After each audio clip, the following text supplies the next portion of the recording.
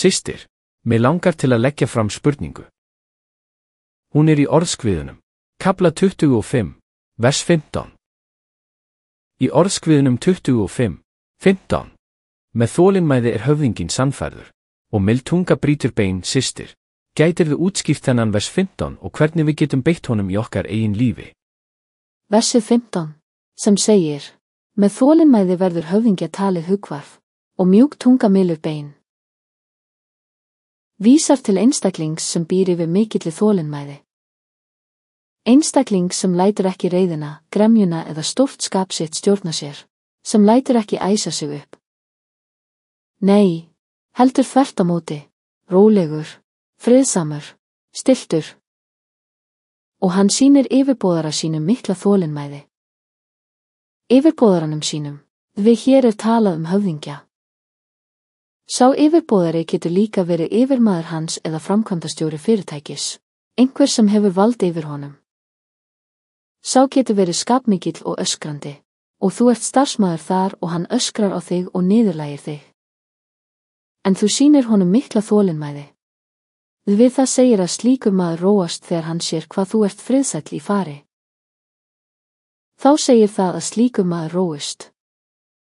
Þetta það sem við köllum stundum gott vitnisburð, við verðum að horfast í augu við ýmsa aðstæður. Þeir sem stunda nám þurfa að eiga samskipti við kennara sína, prófessora. Þeir sem vinna, þurfa að eiga samskipti við húsbændur sína, yfirmenn eða framkvæmdastjóra, hvað sem þeir kallast. Eða atvinnureikendur, já. Og fólk sem rekur sín eigin fyrirtæki eða smærri rekstrareiningar, þeir verða sjálf vera yfirmönnum og húsbændum gagnvart starfsfólki sínu. Ef starfsmaðurinn sýnir svo mikla þolinmæði gagnvart þessum aðilum, sem kunna að missa stjórn á sér, niðurlægja, öskra og móðga, eða ef kennari reiður við nemendur sína, en nemandinn sýnir þolinmæði, þá getur hann blíðgað kennarann sinn, gert hann rólegan. Þetta leiðin. Þetta í almennum skilningi, að verið að kenna að með þolinmæði getum við látið marga harða og skapstóra einstaklinga linna við, með þolinmæði. Þess vegna segir hann að við eigum að vera þolinmóð, hógvær, auðmjúk og einföld. Guð kennir okkur þetta ávallt. Hér segir hann að þolinmæðin mylur beini.